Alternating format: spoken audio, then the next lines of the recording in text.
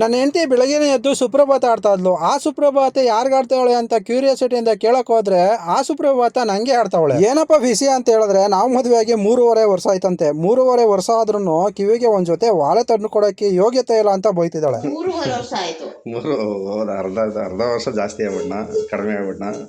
ಎಲ್ಲಿ ಈಗ ಫೆಬ್ರವರಿ ಬಂದ್ರೆ 4 ವರ್ಷ ಆಯ್ತದೆ ಮದುವೆಗೆ. ಮುಸುಡಿನ ಇನ್ನ ಬಂದೇ ಇಲ್ವಲ್ಲ. ಚಿನ್ನ ಒಟ್ಟಲ್ಲಿ ನಿಂಗೆ ಚಿನ್ನ ಬೇಕು, ಚಿನ್ನ ತಗೊಡ್ಬೇಕು. ಹಿಂಗಾರಾಗ್ಲಿ ಚಿನ್ನ ಇಲ್ಲ ಬಿಚ್ಚೋಳೆ ಗೌರವ್ ನಮ್ ಕಾಲಿ ಕಿವಿ ನಿಲ್ಸು. ನೀನ್ ತಗೊಂಡ್ಕೊಂಡು ಇಕ್ಕೊಂಡು ಇಲ್ಲ ನಾನು.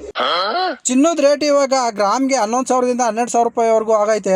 ಅದಕ್ಕೆ ನಮ್ಮಂತ ಬಡವರು ಪರ್ಚೇಸ್ ಮಾಡಕ್ ಆಗೋದೇ ಇಲ್ಲ ಅಂತ ಹೇಳಿದ್ರು ಕೇಳ್ತಾ ಇಲ್ಲ. ಚಿನ್ನ ನನಗಿಲ್ಲ ಅಂತ ಹೇಳಿದ್ರು ನಿಂಗಾದ್ರೂ ಬೇಕೇ ಬೇಕು ಅಂತ ಹಠ ಮಾಡ್ತಿದ್ದಾಳೆ, ತಗೊಳ್ಳೋ ಅಂತಿದ್ದಾಳೆ.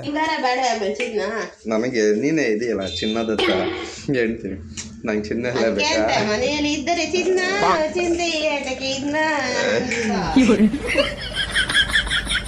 ಆಮೇಲೆ ನನ್ನ ಹೆಂಡತಿ ಇದ್ದಕ್ಕಿದ್ದಂಗೆ ಫ್ಲಾಶ್ ಬ್ಯಾಕ್ ಹೊಂಟೋಗ್ಬಿಟ್ಲು. ಏನಕ್ಕೆ ಅಂತ ಹೇಳಿದ್ರೆ, ಈಗ ಒದ್ದಿಸ್ಕೊಂಡಿದ್ದಾಳಲ್ಲ ಚೌಕ, ಆ ಚೌಕ ಮದುವೆ ಟೈಮಲ್ಲಿ ಅವಳಿಗೆ ಒದ್ದಿಸ್ಕ ಕರ್ಕೊಂಬಂದಿದ್ರಂತೆ. ಆದರೆ ಇವಾಗ ಈ ಚೌಕನ ನಾನು ನನ್ನ ಕಾರ್ನ ಸೀಟ್ ಕವರ್ಗೆ ಒದ್ದಿಸ್ಕೊಂಡಿದ್ದೀನಿ. ಯಾಕೆ ಅಂತ ಹೇಳಿದ್ರೆ ನನ್ನ ಕಾರ್ನ ಸೀಟ್ ಕವರ್ ಎಲ್ಲ ಕಿತ್ತೋಗ್ಬಿಟ್ಟಿದೆ ಅದಕ್ಕೆ.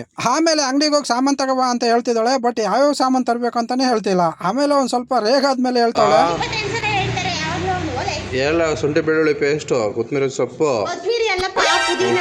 ಪುದೀನ ಸೊಪ್ಪು, ಆಮೇಲೆ ಅಕ್ಕಿ, ಆಮೇಲೆ ಮೊಸರು, ಬಿರಿಯಾನಿ ಮಸಾಲ 5 ಐಟಮಾ? ಇದು ನೋಡು, ಇದು ತಿರುಗು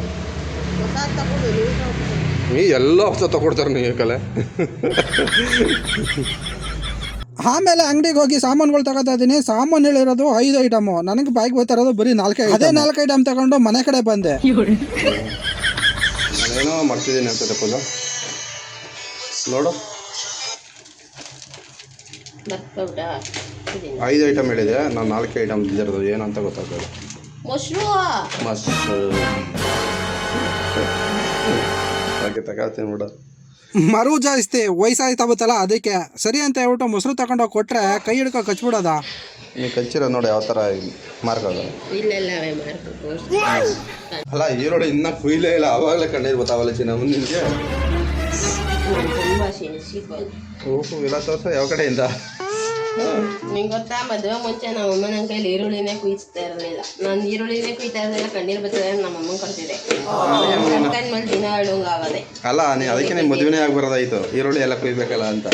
ಮದುವೆ ದಿನ ಆಗೋದೆ ಈರುಳ್ಳಿ ಕುಯ್ದು. ಅಲ್ಲ ನಾನು ಕಟ್ಕೊಂಡಿದ್ರೆ ಮಾತ್ರ ಅಳವಂಗೆ ಆಯ್ತಿತ್ತ ಅಥವಾ ಬೇರೆಯವ್ರು ಕಟ್ಕೊಂಡಿದ್ರೆ ಅಳವಂಗೆ ಆಯ್ತಿತ್ತ?